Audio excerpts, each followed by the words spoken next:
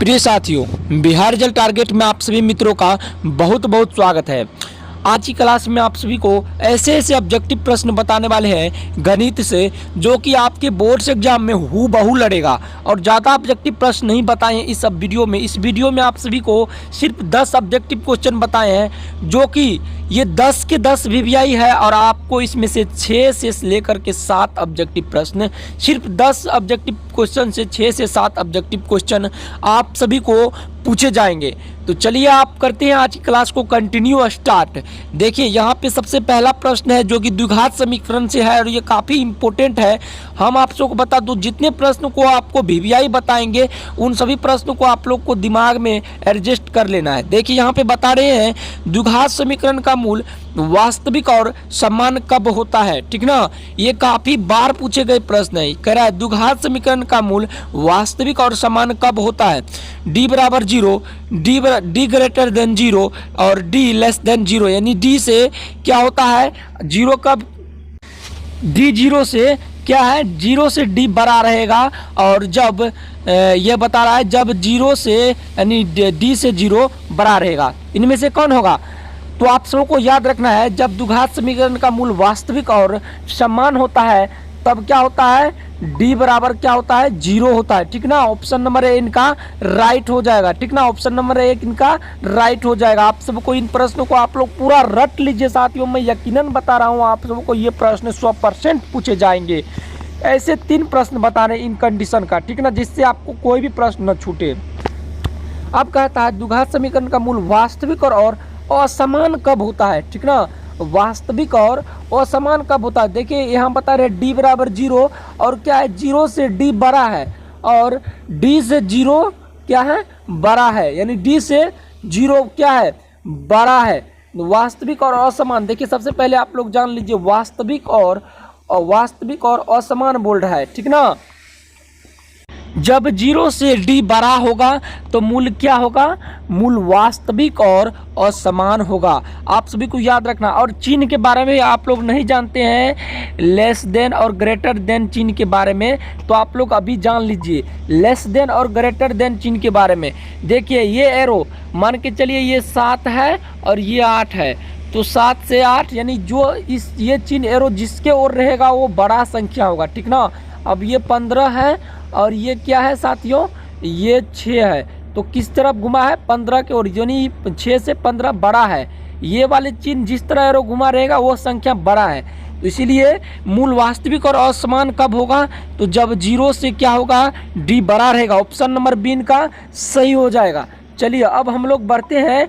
तीसरा नंबर कह रहा है द्विघात समीकरण का मूल, ठीक ना, अब बोल रहे हैं कि द्विघात समीकरण का मूल अवास्तविक कब होता है। ठीक ना, द्विघात समीकरण का मूल अवास्तविक कब होता है।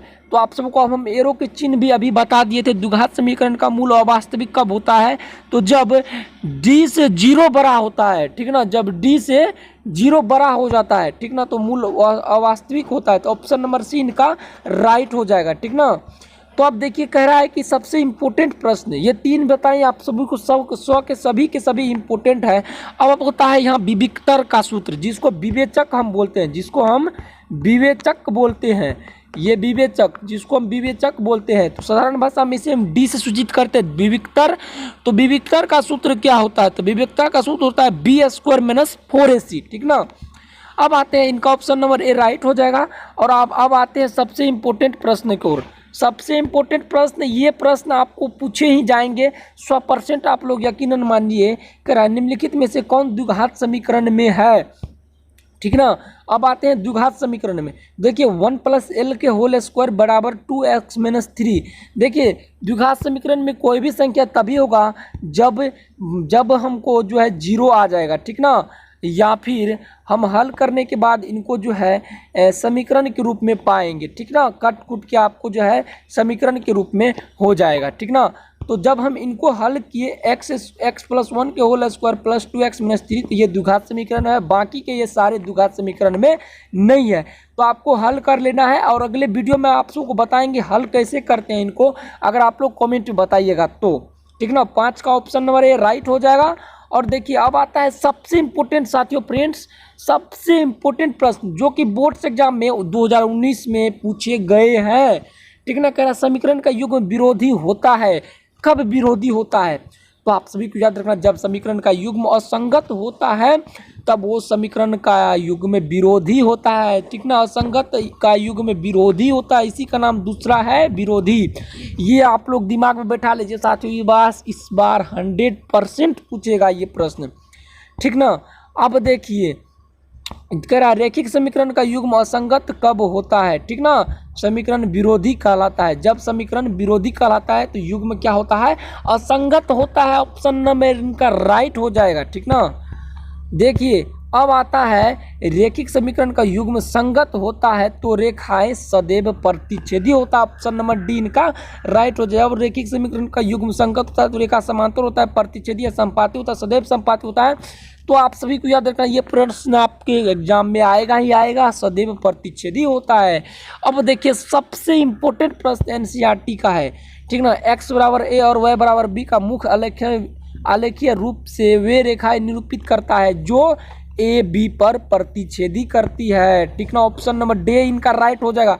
मैं आप लोगों को यकीनन बता रहा हूँ, आप लोग इन प्रश्नों को पूरा ध्यान से पढ़िए और इन प्रश्नों को याद कर लीजिए। यदि समीकरण x बराबर a और y बराबर b के युग आलेखीय रूप से वे संख्या निरूपित करता है जो x डी ए पर प्रतिच्छेदी है। क्या है? डी ए पर डी बी ए बी पर प्रतिच्छेदी करती है। अब लास्ट वाला संख्या है x बराबर 0 और y बराबर -7 के युग्म का हल होगा, तो इसका कोई हल नहीं होगा। आप सभी को याद रखना है। वीडियो पसंद आए तो जरूर से जरूर लाइक ठोकिए और चैनल पर पहली बार आए तो चैनल को सब्सक्राइब भी कर लीजिए और टेलीग्राम का लिंक डिस्क्रिप्शन में ज्वाइन कर लीजिए। मिलते हैं आप सभी को नेक्स्ट वीडियो में, तब तक के लिए जय हिंद। और इस बार ऐसे ऑब्जेक्टिव प्रश्न लेकर आऊँगा जो कि आपके बोर्ड्स एग्जाम में ही छपेगा। थैंक्स।